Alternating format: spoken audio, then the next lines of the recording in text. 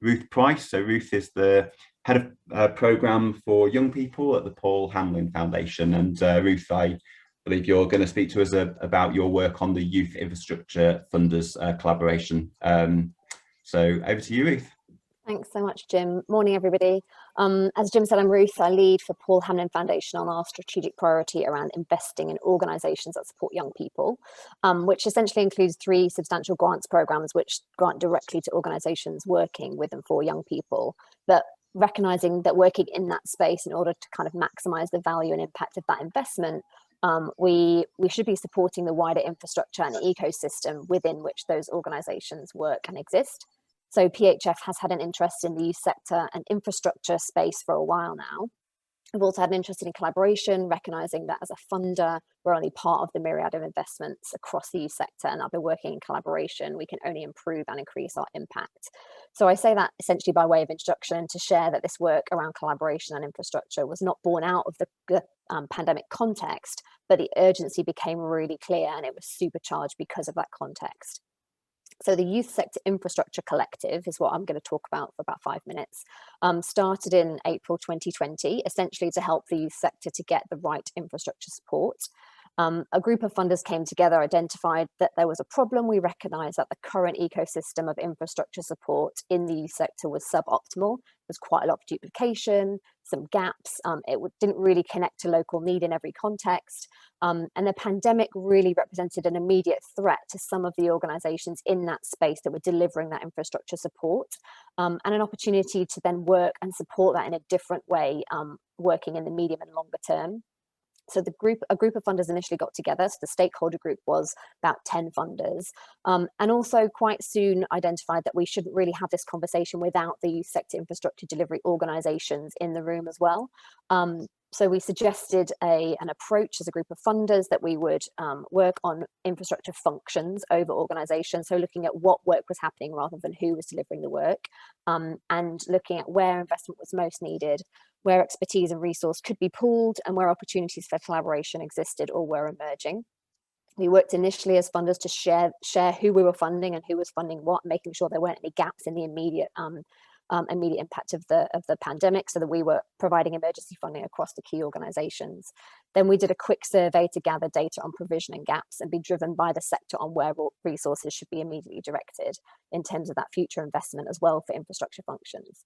And over a year later, we're kind of moving towards a commitment within the group of collaboration across the piece, so that we want to share across the youth sector and signal as a group of funders that we're working in this way, collaborating. We want the organisations in this space to also collaborate. We're working also towards a series of workshops, which I'm sure will be informed by the toolkit. So the funders are working alongside the delivery organisations to learn about collaboration, and to move from collaboration as a strategy to collaboration as a value, focusing on that skill and capability building sessions and building trust and relationships, developing behaviours and developing the competencies together as a group. And we hope that will lead to proposals that are kind of collectively owned around how to fund and deliver infrastructure functions well across the youth sector to strengthen that overall kind of piece. The aim remains to move to a collective vision and collaborative provision of infrastructure support across the youth sector in the coming years. And so to my learning or top tips, none of these will be a surprise to anyone here. Collaboration is hard, but it's critical. So we started with the principles, which is my first top tip. We checked with everyone involved that they had a shared understanding of the intention of the group, the why, and how the work will move forward. So I think we really talked about values and behaviours and the approach that we wanted to take. And we took quite a long time to establish that. And we sort of moved away from talking about the how and the what for quite a while. So once those were established and shared, it was much easier for us to move to the what, and kept referring back to those principles to keep everything on track. And examples of those principles are working with transparency and trust, kind of moving away from old norms and behaviours and kind of defaulting to collaboration, testing and sharing with one another, keeping a local representation, looking at the group, and also thinking about which voices weren't in the room. There's some examples, but I won't go on about that for too long. In the principles piece, it was also important to cover that who is in the discussion. Is it representative depending on who is involved? we also were really clear on naming the power dynamic. In our collaboration, there are funders and delivery organisations, and we were quite explicit that as funders, we had initiated the conversation. So we are being quite driven and directive, but we name that and we continue to name that.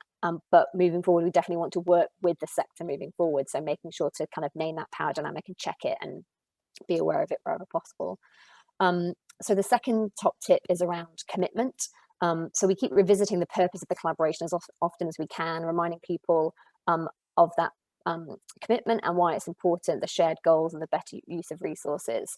But collaboration does take resources, time and commitment from all involved, but especially from those who are instigating or driving it. And so it's really important not to underestimate that. I think even like, you know, my role of kind of the logistics of pulling diaries together, taking meeting notes, keeping everyone engaged, following up actions, you know, I'm managing a kind of another job alongside it. So at points it's felt really like if I don't do the actions, things will stall. And so just making sure to kind of make sure that at the beginning you have got that time and resource if you're instigating, or that you're sharing that with your collaborators and understanding who's doing what. So just asking the question, do you have the appropriate resource to support this work, and identify as early as possible, because that will be the thing that supports progression. And then my final top tip, which definitely isn't rocket science, is communication. So over communicate. I think coming together as a group is really valuable, and we did that I think every 2 weeks and then every month, but also checking in individually between the group conversations, which I wasn't so great at because of the kind of resource piece, but doing that over communication, checking and rechecking that everyone's engaged and that they're on the same page, it's so important and will aid relationship building and improve that collaboration and create that healthy network of people and organizations who are aligned and sharing information and essentially sharing responsibility for delivering on the commitment. There's no way to do justice to this experience in 5 minutes, but I look forward to the discussion and totally happy to answer any questions at that point. I think I'm handing over to Josh. Is that right, Jim? Yes, thank you for that, Ruth. That was a fantastic 5 minutes, and I know there was some really particular complexities to that infrastructure piece of work, but I think you've done a great job there of drawing out some really transferable highlights or insights that I'm sure would be useful for other kinds of funder collaboration.